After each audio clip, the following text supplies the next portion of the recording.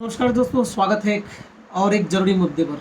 आज हम बात करने वाले हैं राजस्थान के एक ऐसे इलाके की जहां कुछ साल पहले एक ऐसा बवाल मचा जिसने पूरे प्रदेश को हिलाकर रख दिया। बात हो रही है डूंगरपुर के काकरी डुंगरे की। ये जगह अचानक सुर्खियों में क्यों आई, क्यों यहाँ इतना हिंसक प्रदर्शन हुआ और आज इसकी चर्चा फिर से क्यों हो रही है। चलिए गहराई से समझते हैं आखिर जो है घटना क्या थी।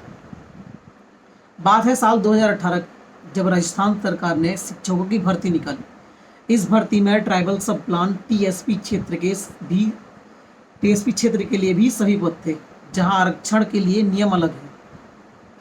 यहां सामान्य वर्ग के लिए भी सीटें थी, लेकिन जब इन सीटों पर भर्ती की प्रक्रिया आगे बढ़ी तो कुछ ऐसा हुआ जिसने आदिवासी समुदाय को नाराज कर दिया। दरअसल टीएसपी क्षेत्र में 1167 अनारक्षित पद खाली रह गए। आदिवासी उम्मीदवारों का कहना है कि इन खाली पदों को भी एसटी वर्ग के उम्मीदवारों से ही भरा जाना चाहिए। उनका तर्क था कि ये इलाका मुख्य रूप से आदिवासी है और इन पदों पर उनका हक बनता है। अपनी मांगों को लेकर आदिवासी समुदाय के लोग काकरी डुंगरी में इकट्ठा हुए।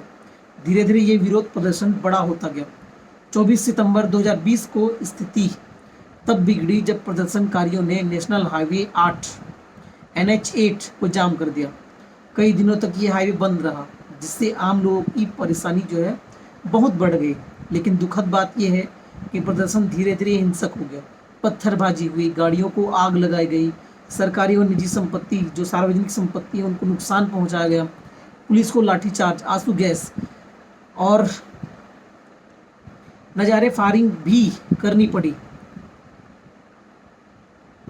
अब इस हिंसा में कुछ लोग जो है घायल हो जाते हैं और बहुत सारे लोग की जो है गिरफ्तारी हो जाती है। सवाल ये है कि आखिर इतनी बात जो है इतनी क्यों बिगड़ जाती है। सरकार का कहना था कि भर्ती प्रक्रिया नियमों के अनुसार हो रही है और आरक्षित पदों को सिर्फ एसटी उम्मीदवारों से नहीं भरा जा सकता, क्योंकि ये सभी वर्गों के लिए खुले थे। हाईकोर्ट ने भी इसी बात का समर्थन किया था।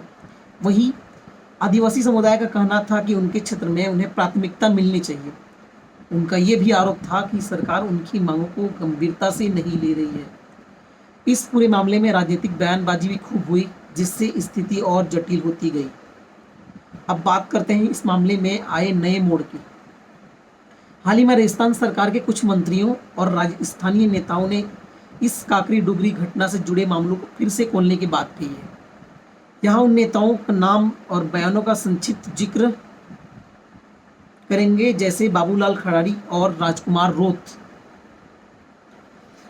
इन बयानों के बाद इस मुद्दे पर फिर से चर्चा शुरू हो गई है। पीड़ितों और समुदाय के लोगों को उम्मीद है कि शायद अब उन्हें न्याय मिलेगा, लेकिन सवाल ये भी है, क्या सरकार इस मामले को फिर से खोलकर नया विवाद खड़ा करना चाहती है या वाकई पिछली गलतियों को सुधारा जाएगा। दोस्तों, ये मामला दिखाता है कि आरक्षण और सामुदायिक अधिकारों जैसे मुद्दे कितने संवेदनशील होते हैं। एक तरफ संवैधानिक नियम है तो दूसरी तरफ स्थानीय लोगों की भावनाएं और ज़रूरतें हैं। सरकार को इन दोनों के बीच संतुलन बनाना होता है। और यह भी सोचने वाली बात है कि क्या इस तरह के हिंसक प्रदर्शन किसी समस्या का हल निकाल सकते हैं या बातचीत और शांतिपूर्ण तरीके से अपनी मांगों को रखना ज़्यादा कारगर होता है। काकरी डुंगरी घटना एक सबक है कि संवाद और समझदारी से हर मुश्किल का हल निकाला जा सकता है। उम्मीद है कि सरकार और समुदाय के लोग मिलकर इस दिशा में काम करेंगे ताकि भविष्य में ऐसी घटनाएं ना हो।